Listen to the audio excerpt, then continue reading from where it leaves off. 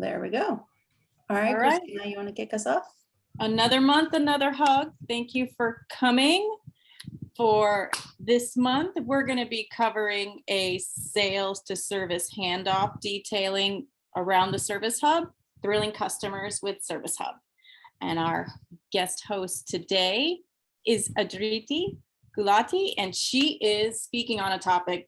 This topic is very important to us here at Matter, and I'm sure it's important to all of you since you're tuning in. But on top of our lovely professor, we have myself, the SVP of Strategy here at Matter, and Latal, our CEO, your standard guest host. Welcome. Now, always do it, icebreaker. Think about it. I couldn't come up with an instant answer, but what's your best or worst sales to service handoff experience? As a client, we want to do it from the client perspective, Latal? Yeah, as a client. So I'm gonna give you a TikTok 30 seconds to think that out.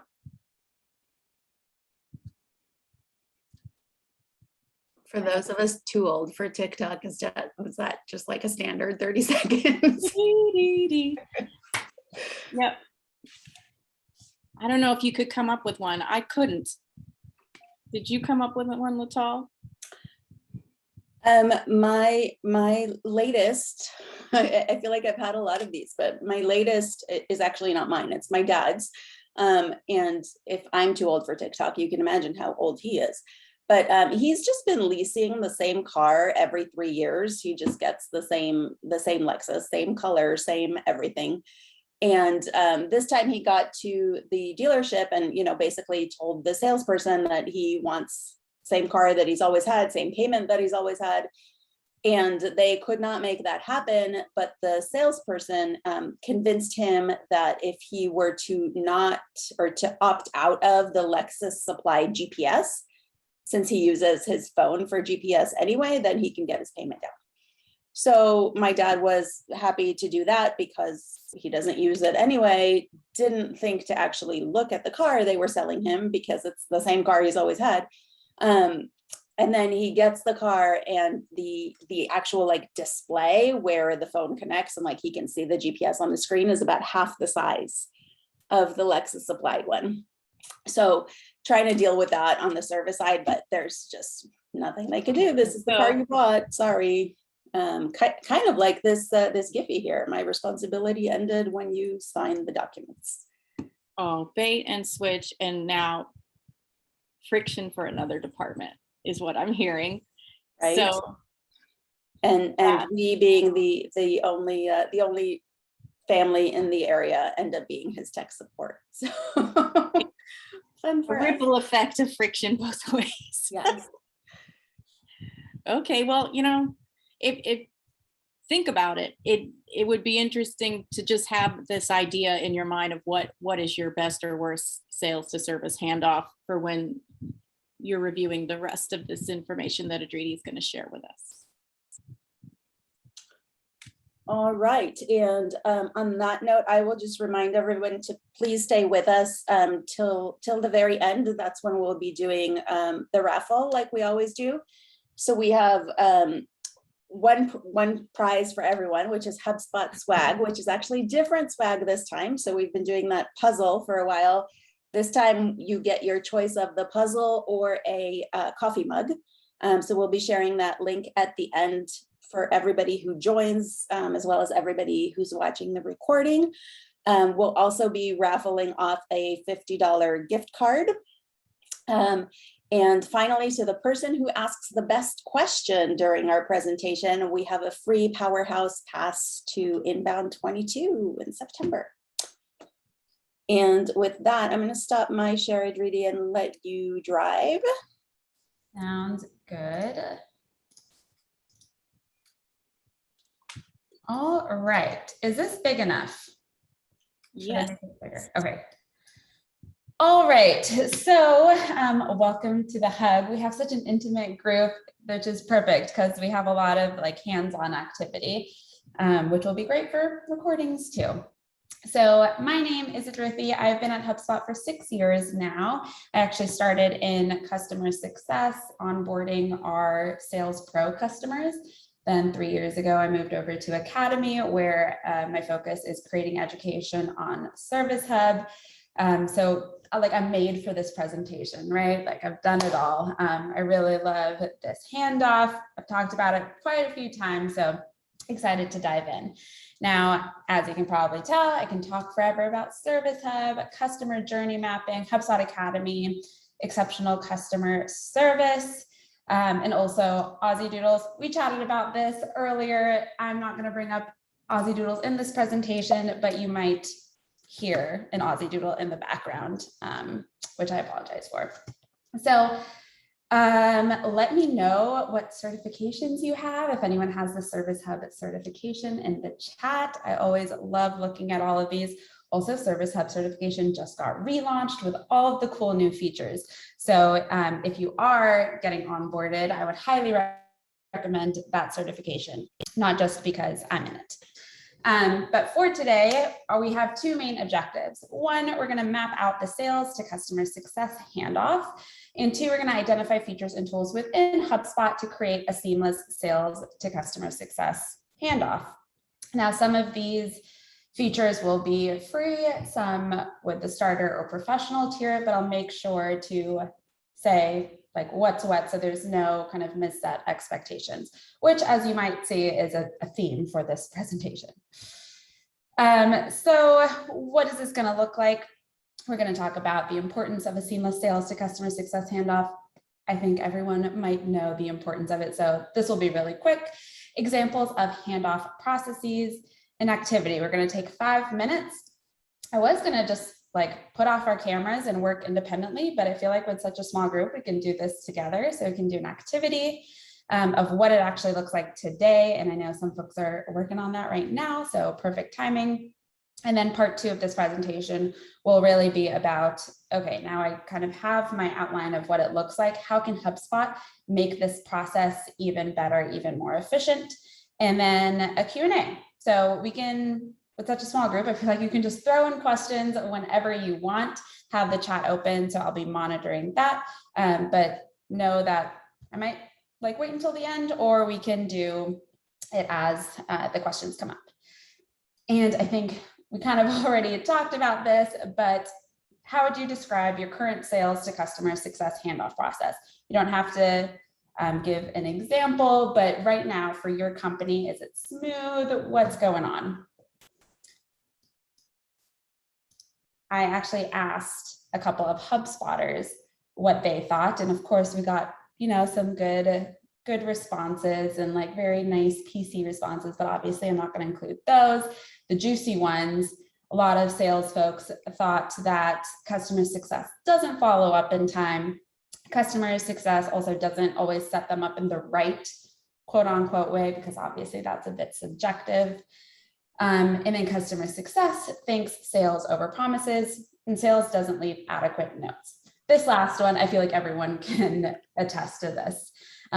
Just a quick story. When I was in customer success in HubSpot, there was a required field for all sales to leave in their notes. And when the time came, sales would just get around this by we'll fill in later or something super quick. So they submitted the required notes, but it didn't really mean anything. And so 5 minutes before every call, we'd all be scrambling and be like, why did this person buy? Stressful then, but I can laugh about it now.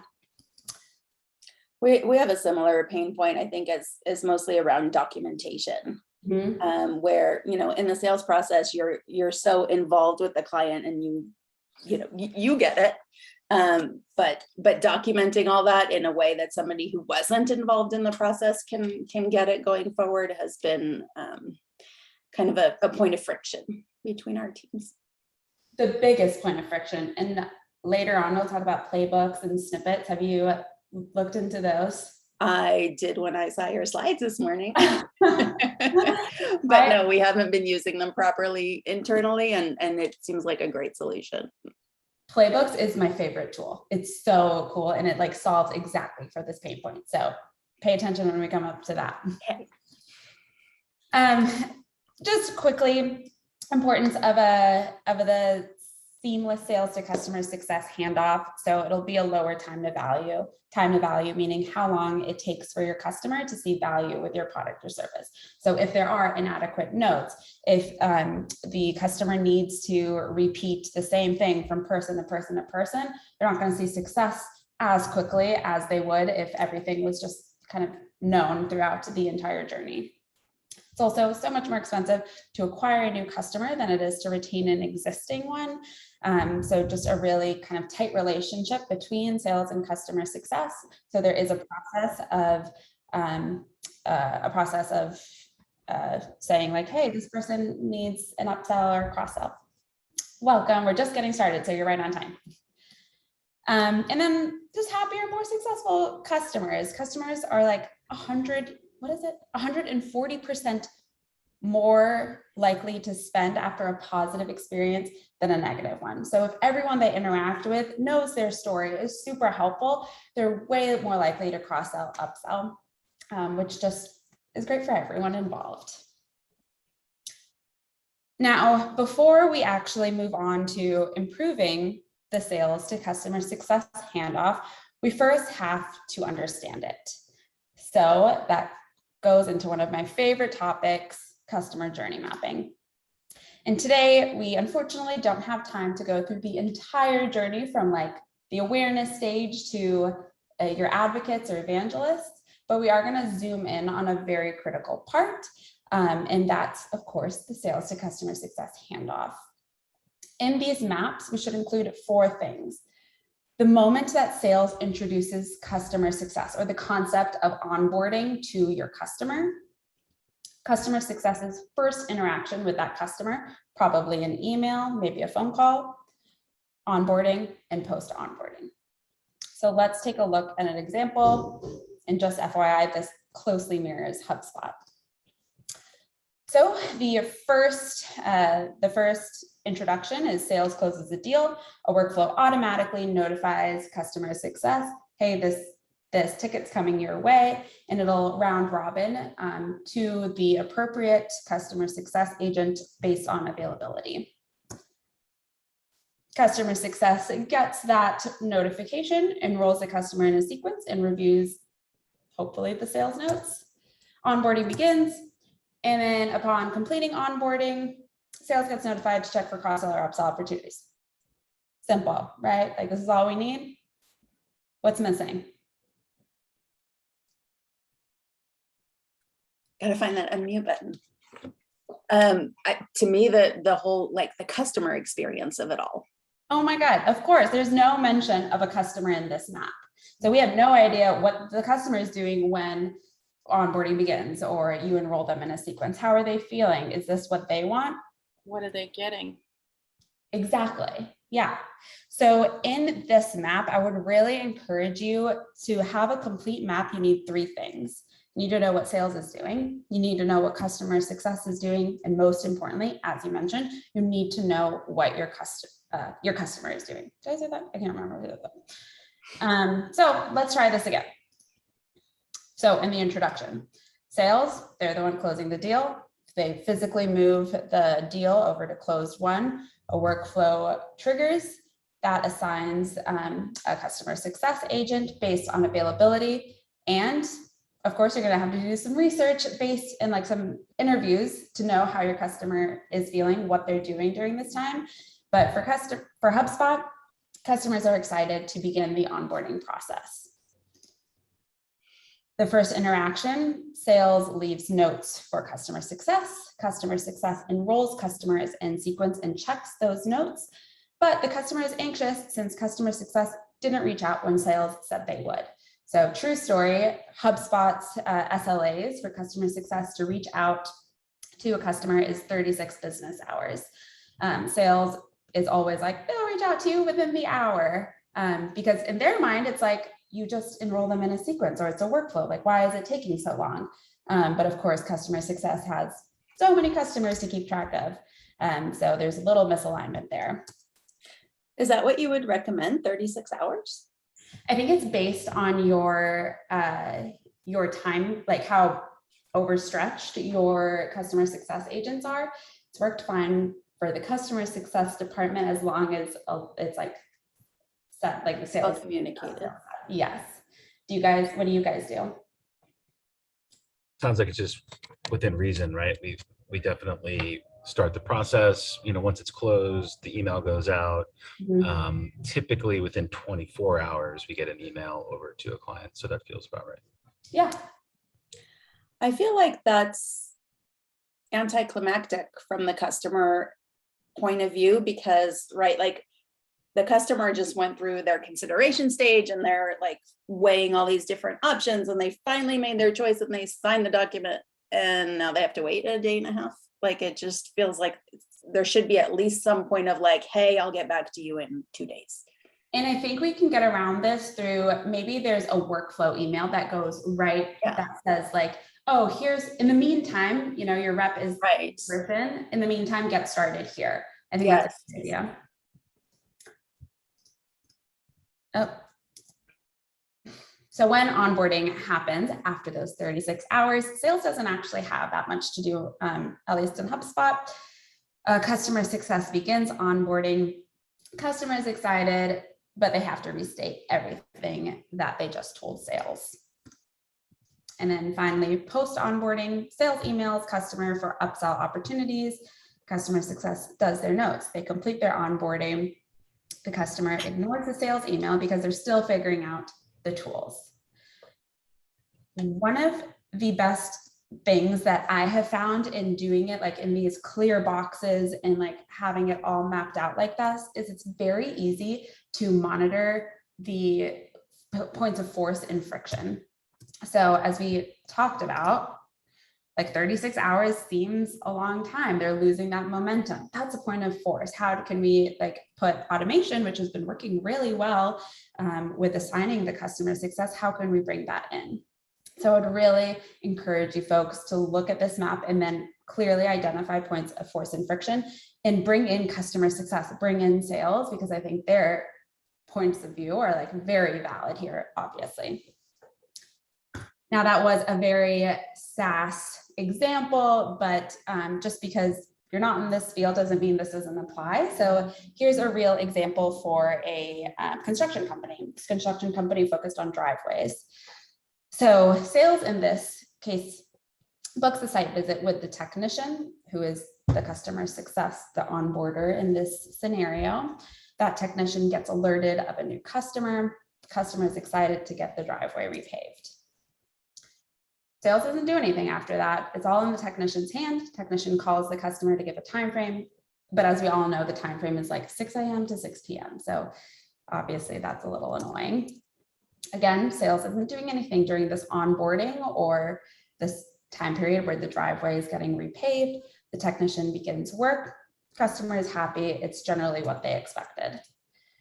Sales sends the bill and the feedback email to customer. Technician's work is done at this point, but the customer pays the bill and ignores the feedback. So don't really know how to improve this situation based on a customer's point of view. And again, by doing this, you get a really good, clear explanation of what is the force, what's moving your customer closer to success versus what is holding them back. Do you have any questions? So I was with Latal peeking at the slides pre-call, but I was looking through the examples and they're really good examples. I just kind of get stuck on, as she did, the sales stands by. Is that a potential point of friction as a handoff? So, and why do you think it would be? Well, so in my mind, I'm thinking if sales is not, let's say we're in a store and I go to the jewelry counter and the jewelry counter I purchase, salesperson sells me something.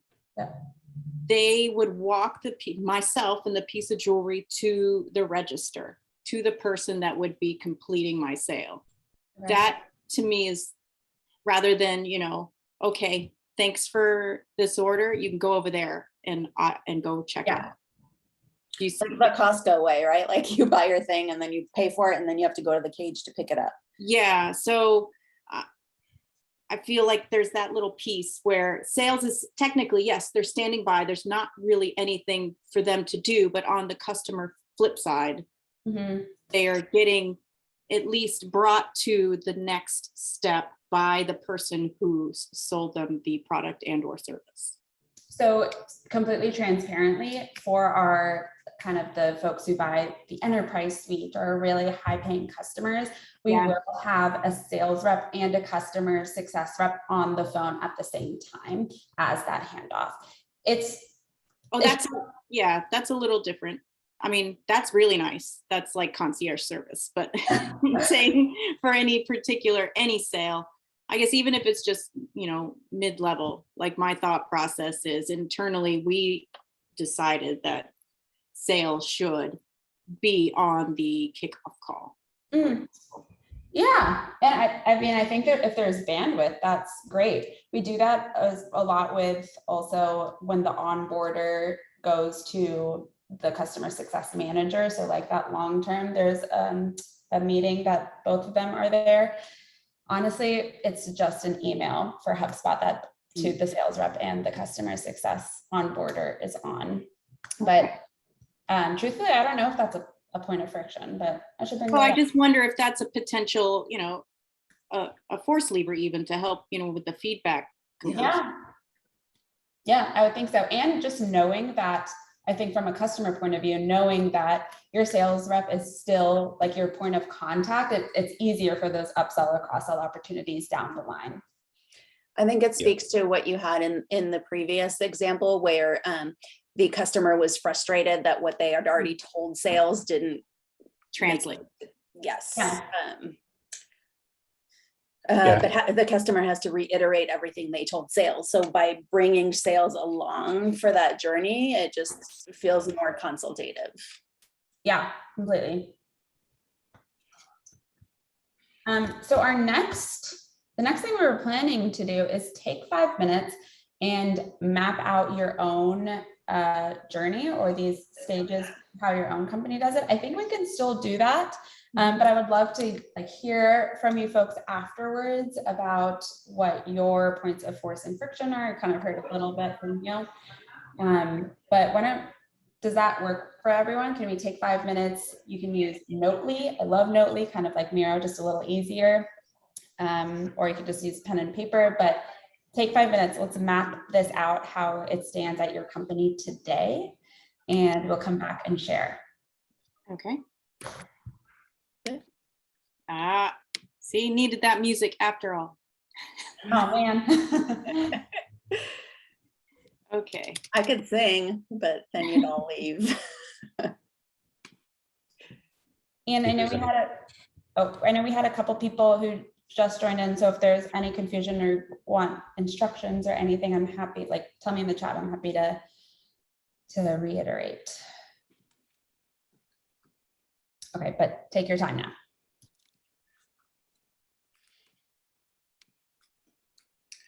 Oh, I have a quick question for you, actually. So like we explained earlier, we're actually in the process of mapping our journey like this.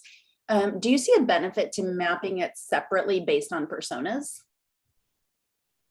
So I would actually advise against separately on personas. I think it's just mapping a customer journey map. If you do it right, it takes so much time. And I think that as long as the touch points are the same, don't do it based on persona. So for instance, HubSpot will have one for partners and have one for customers, but because the onboarding process is very different, things are very different.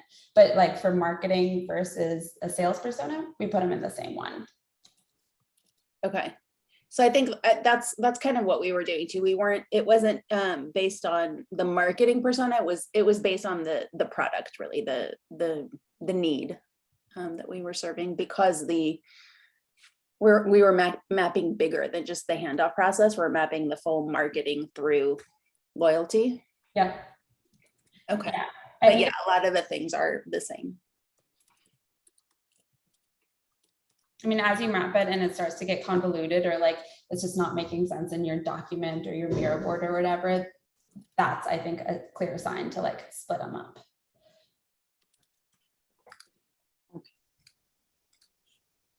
Is there a certain percentage that you think should be more human interaction in this process as opposed to automation? In the sales to customer success handoff? Yes, for the client. Like how much of that should be human interaction? How much should be automated? Mostly, I think if you can get away with it, I think almost all of it should be automated, at least the communications. And there's ways like sequences versus workflows to make the automation seem a little more personal. But we do it almost all automation. And I think people benefit more from timely service versus making sure like you're on the phone with them right away and like the personal service. At least that's what I found.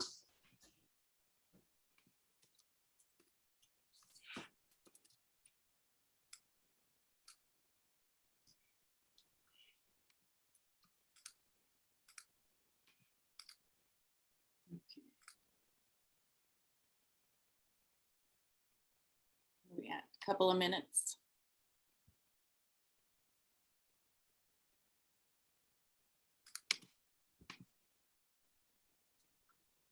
Okay. Does everybody have it mapped out? Samara? Lee? I have mine, which, you know, I hope matches yours, Latal. I'm just working from the file we worked on this morning. So. I didn't do the exercise because I think I have all kind of clients. Yeah, we as a company, Hook Digital, we don't have this kind of process because the person that starts the process of sales is the same person that doing the customer process, the customer success. Oh. So I don't know if it makes sense to me to do this one specifically. Okay, we do the other things here. It's different the way we do as a agency. So your agency doesn't have a separate consultant versus service? Yes, because like I'm implementing HubSpot, then I do all the support to this client because I know his process, and I am with him all the day, all the weeks, all the months. So I'm the person who do all the things. So this client is mine. It's mine from the beginning to the end of his contract. Oh, I see. So you always dedicate one resource to every client. Yes. Okay. Then you are definitely excused. Samara, I think maybe part 2 will be interesting for you because it's all about kind of speeding up the efficiency. So if you're the only one doing it, I can imagine that you need some tools to help you do it quicker. Okay, so do we want to, I guess, Lee, did you want to participate? I don't know if you're there. I see you're muted. Hi, no, I'm Leandro. I'm working with Hook Digital, also with Samara. Okay. Well, you're excused. Just to compliment a little bit, if I may, we kind of now beginning this process. We're training the team to do this better. We don't know yet if in this moment we don't have a person like Samara told us specific for that, but we have to do this mindset for the people who treat clients like customer success, that we don't have that kind of maturity still. Even we are a lead partner, but we're going to evolve this a little bit in this year. This is our mission here with HubSpot. Okay, so then you can observe our example because. Yeah, very nice. I'm liking. That's such an important distinction, though, about that mind shift. Yes. Of going from one stage to the other. Yes, we're going to reach there. Maybe in the end of the year. I want to reach it at the end of this year. That's why we're learning with you guys. Thank you. No problem. Okay, great. Well, at least you'll get something out of this. I hate for you to. Of Not course. No, I mean, I think it's important, right, to set up the process before you're actually there, so that when you get there and you have a new person, you're not dropping them into the abyss, you're dropping them into the box that actually works. Yes, and besides that, also we have clients that implement in this. So when we go into the clients, we propose them the right way to do this. So another part that Samara is here, that she does the implementation for every of client to be implementing customer success with HubSpot. So we can tell them the good practice on it. Even we don't do it for ourselves still, but we can do for our client for teach them and tell them. Okay. Well, let's give this a go then. What would you like us to do, Adriti? Christina, why don't you share us your example? Okay, so the prospect to customer journey, right? We're Yes. talking about sales as a conversation with a prospect. I'm being very loose. I know I'll get updates from the peanut gallery, but sales discovers this prospect. There is a conversation that happens, the nurturing, the sharing of information, a couple of working out what they want, and then that goes into a sale. So that sale, then during the sales process, sales will introduce service. These are the people that would be helping you with your project or your campaign. So they first have an idea. There's a deck with pictures and who does what and bios. So that's their first touch with service, so to speak. And then once the sales close, then internally, the SOW is shared with sales, and sales shares the SOW with service. Service reviews what is entailed in the contract and accepts what's being done, what's been agreed to as what they will do. And then that kicks off service. So that's that next step where service reaches out with a welcome email, a little information, what to expect next. And then there's a welcome call where there's a physical person meeting another physical person. And then the next call is scheduled, and that's when the work begins. That's my impression of the process at a high level. How does sales get the SOW to success? So the SOW is in a shared drive, and then it's a alert. There's a message that goes out. We've closed something. Here is the SOW. Here is the signed contract. Everything is in there in terms of what exactly are the deliverables. What are we doing for the client? What is their goal? What are they trying to get from this investment in our company?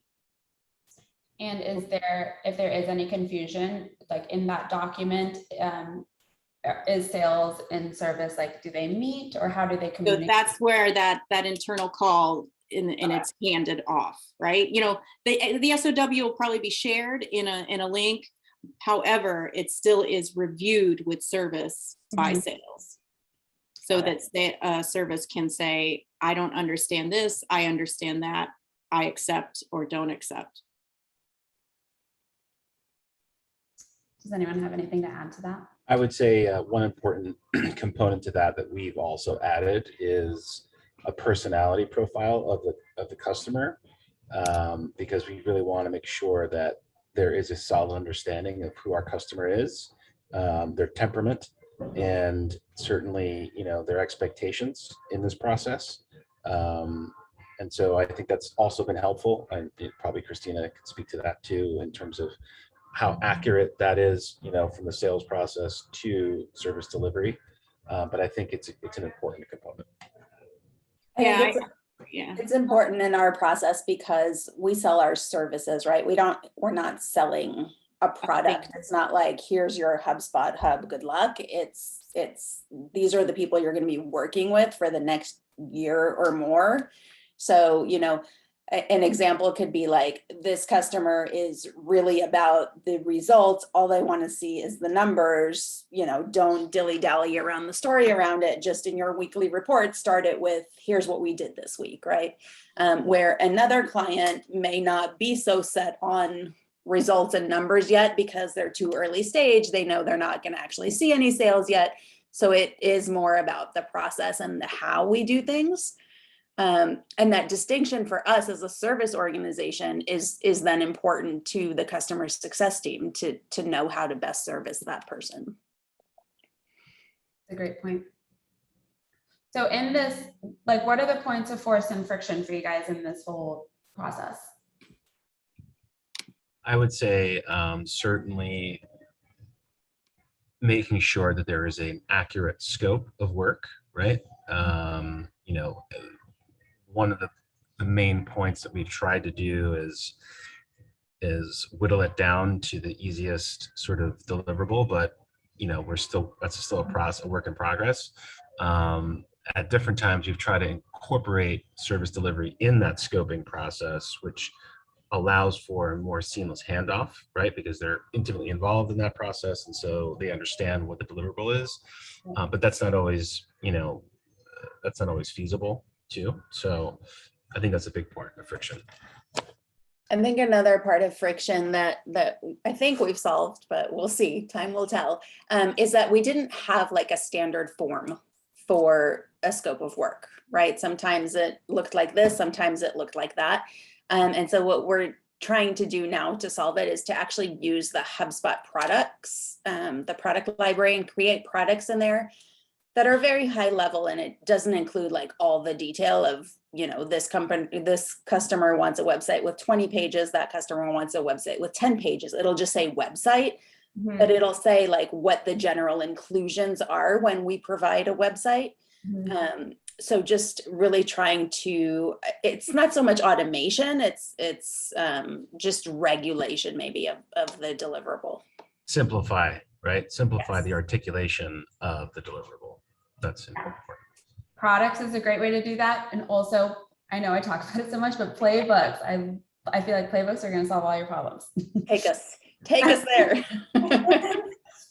Okay, so we've mapped the sales to customer success journey. Now what? So in the next few slides, we're going to go through each of the 4 stages and talk about the various ways that HubSpot playbooks can help you. So the introduction, sales closes a deal physically in HubSpot, at least. That means they're dragging the deal over to a closed one. When that deal is closed, a workflow automatically creates a ticket and assigns ownership to an onboarding pipeline. Tickets, completely free tool. If you are using HubSpot for service, I would highly recommend you having 2 pipelines. 1 pipeline for, actually 3 pipelines. 1 pipeline for support, 1 pipeline for onboarding. And if you have various onboardings, you can make extras there, various types of onboarding, and 1 for escalations. I think that has actually proved to be very helpful for our managers to go in and see what's going on. So I would at least have those 3 pipelines if you are using HubSpot for service.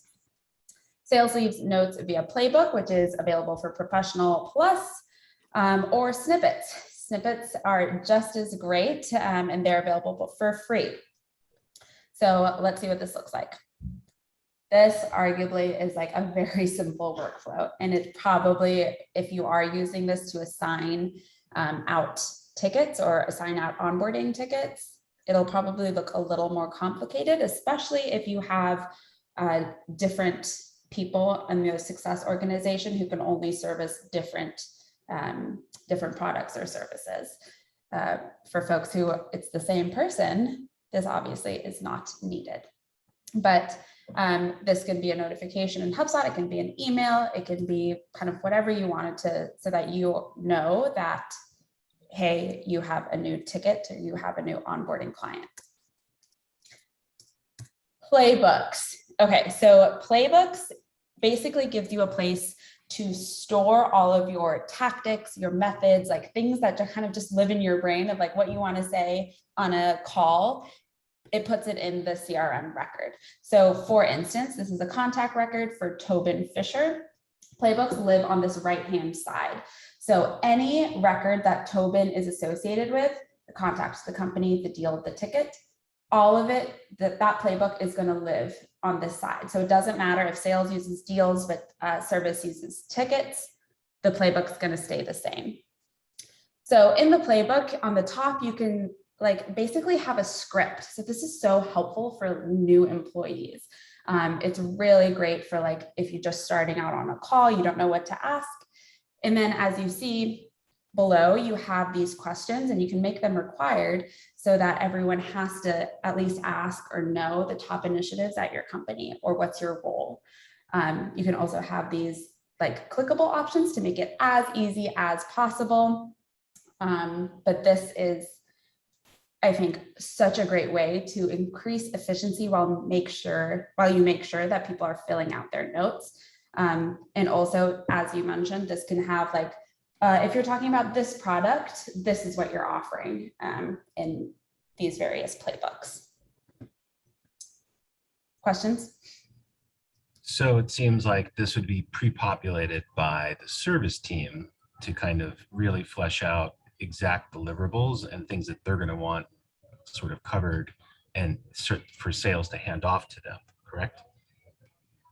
Yeah, so it can go both ways. So in the, like, this is the discovery call. So sales will like fill out what they think the customer wants, what's important for the customer to get in customer service. And then the service reps will also fill out their own version of it to pass back to sales if necessary. So in our case too, it would also possibly be a strategic element would be added to this as well to say, what are the KPIs or what are the, larger strategic initiatives to incorporate into this discovery aspect, right? Yeah. So this is basically, we reinvented the wheel. We're really good at that. We created our own document. We call it a handoff document. Mm-hmm. And it basically has all these questions that services has requested that sales provide. Yep. Right. So we're just talking about using HubSpot to do the same process we already do, just to keep it in this single source of truth that you can always come back to it. That's great. I'm not 100%, I will check on this, but I think we can also do it so that these questions in the playbooks get saved to the CRM properties. I will check on that to see if that's would be fantastic. Yeah. And when you check on that, could you also check if that could work the other way? If the property was already filled out by a form, say in the marketing process, would that automate the mark it in the playbook? I'm pretty sure that's a no, but I'll try and add it to the wish list then. Let me just make a quick note. Do these.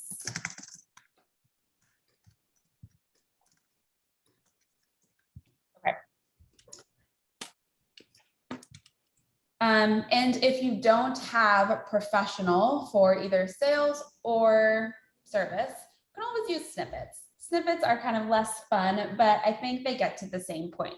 Snippets are these reusable text blocks. As you can see, if you do hashtag and notes, for example, everything is going to just populate. Now, it's not as sleek as playbooks, but it is like a very easy way to ensure that folks are filling out the required notes. And also, you can use snippets on like chats, emails, anywhere that you can basically type, you can use snippets. Oh. Right, so moving on to part 2 of this process, the interaction. So customer success reviews those notes and enrolls the customer in a sequence. We're going to talk about sequences versus workflows. I'd love to hear y'all's thoughts about it too. And if there is any confusion, we don't actually have like a face-to-face meeting, at least not for just general onboarding between sales and customer success, but we do really rely on @ mentions or honestly just Slacks back and forth if clarification is needed. So let's talk about sequences. When customer success reaches out to our customers, as I mentioned before, there's a 36-hour SLA, and we use sequences. So sequences, for folks who might not be as familiar, it's a set of emails that you have to manually enroll someone in. So that's beneficial because you can put in some personalization, and it also doesn't look like one of those marketing emails. But there is that manual enrollment versus a workflow where something can just trigger the workflow to be sent out automatically. Most of our onboarding reps will use sequences.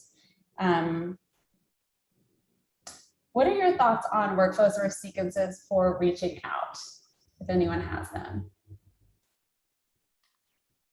I feel like sequences kind of force you to personalize more. Yep. And so I think from the customer experience, I like those better. I tend to like the workflows for like very transactional messages that don't pretend to be not transactional. Yeah. Yeah, I mean, I think so for our one-to-many onboarding, when they have so many people they need to get through, they just use workflows. But for the folks who pay a little extra for onboarding, we use sequences. And here is an example. I believe this is almost word for word what some of our onboarders send out. But I would say there needs to be 5 things in every welcome email or customer success introduction email. One is excitement. And I think this goes back to, I believe what you were saying, Michael. I can't see your name, but I think Michael, yep. Okay, great. About like knowing their personality. And I think putting that excitement in there is really important because at least at HubSpot, you're going to be talking to these people for a month or 90 days. So knowing that this is someone that you can trust is really important. 2, dates or time period of onboarding, making sure that they know the end date. So they know that like a fire is under them, that they can't just have this, forever. They need to respond timely. What they need to have done prior to their first onboarding call, a way to book. So with HubSpot Free, you can have a meetings link, which connects to your calendar, which is a great way. And also if someone doesn't even respond to the sequence and just books a meeting, they'll be unenrolled. So they're not going to get those follow-up emails. And resources. So here we have. Right, can you say that again? When are they unenrolled? If a customer books a meeting via a sequence, that customer will no longer get the subsequent emails in that sequence. Oh, okay, because like the goal is to book the meeting. Okay.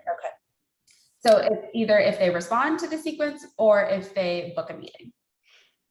So that's a great point. Another, like if your goal of these emails isn't to just book a meeting, like you do just want to continually give them information, use workflows, but sequences if it is just that first meeting. Got it. Another great thing that I would include here that isn't in this email is your knowledge base, if you have one. That's a great place to get started. Oops. Okay. Any other questions on sequences, workflows, or this email? I just wanted to share quickly that we will be sharing the slides after the presentation, so no need to. Okay, and I've bucketed onboarding and post onboarding into one slide.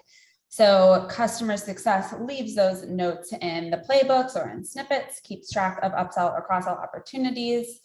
I think maybe this goes without saying, but if a customer has a clear need and budget for upsell opportunities, that like you should move on that right away, not wait until the end of onboarding. Only if they are clear, like they've said it very clearly, like, yes, I could use X, Y, and Z as well. Mm-hmm. That's where at mentions are great. And if it's really urgent, at mentions and a Slack. I think some people are conditioned to maybe ignore some notifications if they get too many. And something that I like is a friendly reminder workflow. And I call it a friendly reminder workflow because I think a lot of people are like, this workflow is just to get people in trouble. It's not. So with Service Hub, we have it's a new feature actually. I believe it's only with Pro though, Pro and Enterprise. We have SLAs.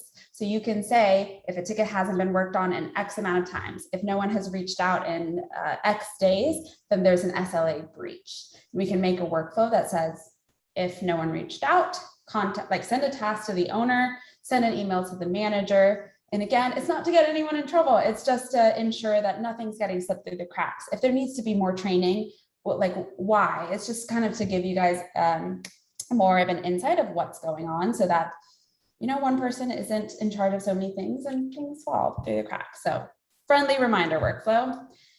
And then if there's no kind of real huge need of a cross-sell or upsell opportunities, I still think it's worth letting sales know when the onboarding is finished, just to see if they need anything else and to create that long-term relationship with your customer, to know that I have this point of contact at whatever company. What point would you actually initiate a cross-sell opportunity during this onboarding process? If they have like a clear need, or if they're asking for something that, say, Service Hub doesn't offer, but Sales Hub offers, I would immediately tell the sales rep. Okay.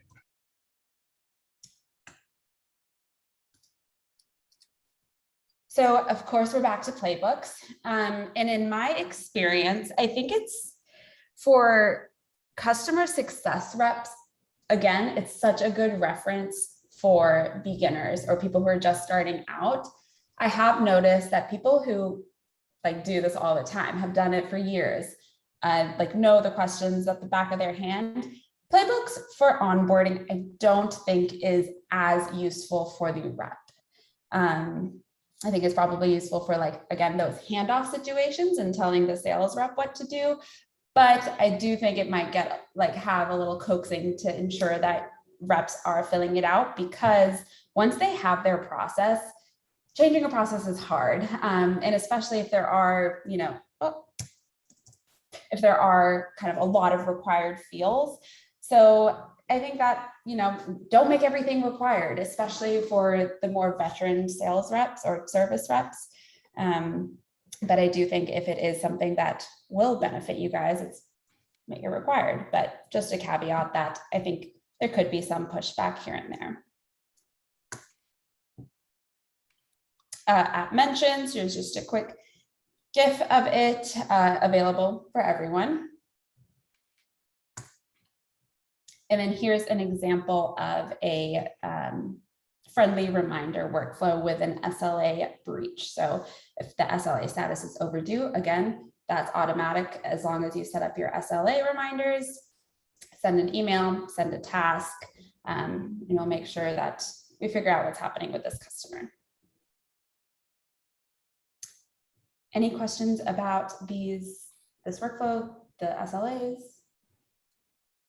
We have so much work to do. And then, Samara, you have any questions? We've asked all the questions. It's okay, just checking. and kind of moving away from HubSpot and just talking general best practices, I would ensure that you have some sort of feedback loop between sales and customer success. So that looks at HubSpot, it looks like sales going to a customer success meeting once a month and vice versa. This is a great way to align on note templates, align on SLAs, and also understand how the processes are changing. I think that's one of the best things that we've done to ensure alignment between sales and customer success. And then another thing is just to build empathy. I think it's really important that customer success knows what sales is being measured on. Sales also knows what customer success is being measured on. For a while, when I was in customer success, we were both measured on revenue retention. And I think having that like alignment and bond made it easier to work with one another, and like just knowing that we both wanted what's best for the customer. Sorry? Having that shared goal. Exactly. Yeah, that's great. All right. Oh, I forgot I added these in here. Okay. Couple knowledge check questions. It might be lame, but I love them. Someone tell me, what is time to value, and do you want a high or low time to value? Hit it, Latal. I know you have Time it. to value is how long a customer perceives the process to be before they actually get value for their investment. So you want it to be low. Perfect. This is just my curiosity. What's a playbook section your sales and or CS team would find useful? That's a good question. Actually, I have a question about the question. Sure. At what point do you think a company qualifies or like is large enough to use playbooks? And I'm thinking of some of our clients rather than our own use, which we focused on thus far. I don't think that there is like a limit, because playbooks is also such a good onboarding to the company way to like make sure that they know kind of how calls work. So honestly, if you have the time to set up playbooks, if you have professional, I would do it, because it's an investment in onboarding your own employees to the company. So like we have some clients who are very, very early stage startups. They're testing their processes right now. They don't know that the processes work. Like, would it be valuable to invest creating these playbooks, or should they, like, I always feel like you should try a process manually, validate the process, and then automate it. I see what you're saying. Yeah, playbooks does take a while to set up. I think that as like the 5 questions that you need to get an answer to, then use a playbook. But if you're like A/B testing, you don't really know what's going on, don't use playbooks. Use snippets. Oh, snippets, yeah. You can't put attachments in playbooks, can you? You can't. I don't think so. That's Yeah. a good question. That you can link to a Google Doc. That would be my, I would find useful. Yeah, I don't know. I'll check on that. But Okay. so does anyone have a playbook section? Oh, and we're at time. So quickly, anyone have a playbook section that they would add to the playbook? No, just that attachments. I think what we kind of already covered this, but I think kind of the more qualitative, like the personality and the There's that, yeah. Yeah, I like that a lot. Full personality breakdown. Their Myers-Briggs profile. Their INJ, whatever the combo is. All right, and finally, what are 3 things you should consider when mapping your prospect to customer journey? You can just yell it out. Customer. what they're doing, what they're feeling, and what we're doing internally. Exactly, yeah. Customer, what sales is doing, what customer success is doing. That's all I got. I have a couple minutes if there are any extra questions, but I know if you need to hop, that's fine too, but thank you so much. I really loved doing such a small group hug. It was so fun. Yeah. We asked a lot of questions. Yes, we did ask a lot of questions. So I just want to share my screen again quickly. Shelby, thank you for sharing those links. My screen went away. Uh-oh. Dear, I just have to leave, but thank you very much. It was very, very useful. Okay, bye-bye. Bye. So we'll follow up, Samara, with these links because we have some giveaways for you. Yes, I get saved. Thank you. Bye-bye. Thank you. I guess I don't need to share. Perfect.